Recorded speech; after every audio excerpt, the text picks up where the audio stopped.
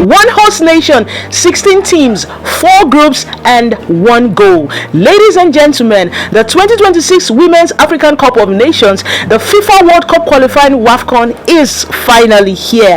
WAFCON 2026 officially kicks off today, being the 26th day in the month of July, and it's going to last up until the 16th day of August 2026.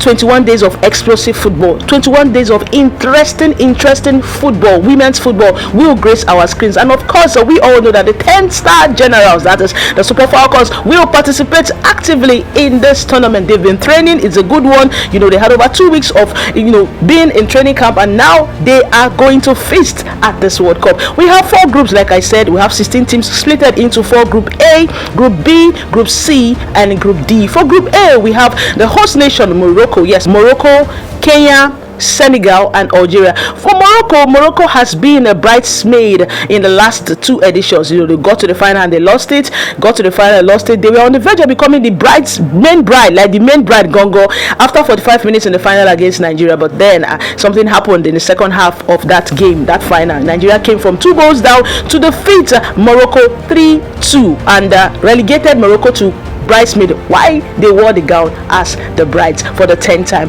We'll see what happens in this tournament. Is it going to be a Morocco fiesta? Is Morocco going to finally become the brides?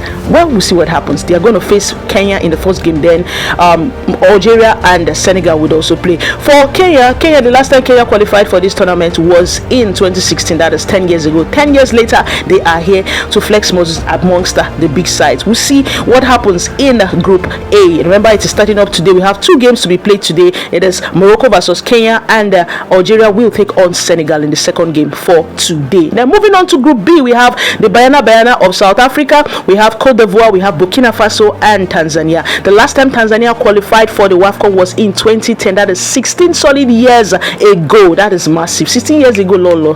Now, so they are 16 years after they are here. Do you understand? I don't know if they are here to answer present, but the games will determine if they are here to answer present. Burkina Faso, the last they qualified was 4 years ago. That was in 2022. 4 years later, they are here. Then the rest, we all know Bayana of South Africa. They've done well in the last 3 editions. They've won one. They've done well for themselves. Cote d'Ivoire, they are no small fry as well in this tournament. What happens in Group B, time will tell. For Group C, that is where the 10-star generals, the Super Falcons, the defending champions, the 10-star or Mission X defending champions, will flex muscles in Group C. We have Nigeria, Malawi, Zambia, and Egypt. The last time Egypt qualified for the WAFCON was in 2016. That is 10 years ago. 10 years later, they are here. Will they be able to do what is needed to qualify for the quarterfinal? It remains to be seen. Zambia, we all know what happened to Zambia in the quarterfinal of the last one. Nigeria trashed Barbara Banda, Rachel Gudundaji, 5-0, sent them packing. Now they are back. They'll be facing Nigeria in the group stage, not in the knockout stage. Can they finally get a pound of flesh against the Nigerians or against the Super Falcons? We'll wait and see what happens. Malawi is a country of interest because this is their first time at the WAFCON. This is their first time, but they have 2 good players, 2 very, very good players that are doing well at club football.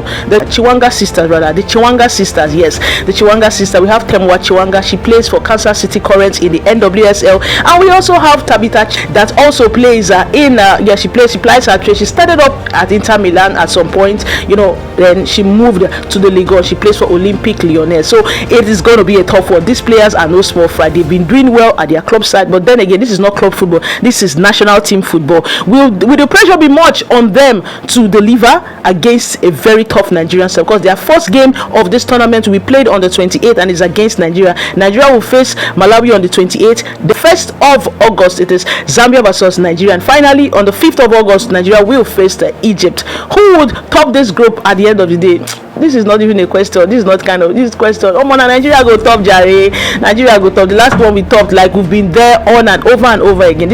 I'm not trying to discredit the other teams, but it's not going to be a walk in the park for it. But at the end of the day, we'll get the needed results, the needed points to top this group and head into the knockout stage, the first stage of the knockout stage. That is the quarterfinal. For Group D, the final group, we have Ghana, Mali, Cape Verde, and Cameroon. Ghana, they are no pushovers. Cameroon, they there are no pushovers. Mali, there are no pushovers. The pushover here that looks like a pushover is one of the debutants as well. That is Cape Verde. Cape Verde and Malawi, they are the two debutants. Cape Verde, this is going to be their first time at this tournament, not World Cup, please. This is going to be their first time at the WAFCON. It's a big one for them, just like we had for their men at the World Cup. They did well. They wowed, they thrilled the fans, they thrilled the world with the way they played football. Will the same thing be said about their women at this tournament? It remains to be seen. I am so excited about the WAFCON. WAFCON is here, all to play for. At the end of it all, the countries that make it to the semi-final will automatically book their tickets for Brazil 2027. Of course, we all know that there is a playoff for those that made it to the quarterfinal and at some point. Do you understand? So the last four in this tournament will gain their ticket to Brazil 2027 for the World Cup that will be hosted. Yes, 2020, that's next year. Who will be winning the WAFCON at the end of this tournament? Is it going to be Morocco, the host nation that has been bridesmaid back to back, or will Nigeria make it an 11 star on their shirts? We'll see what happens at the end of the day. All to play for. Let the dance begin. WAFCON, we are ready. Let's go.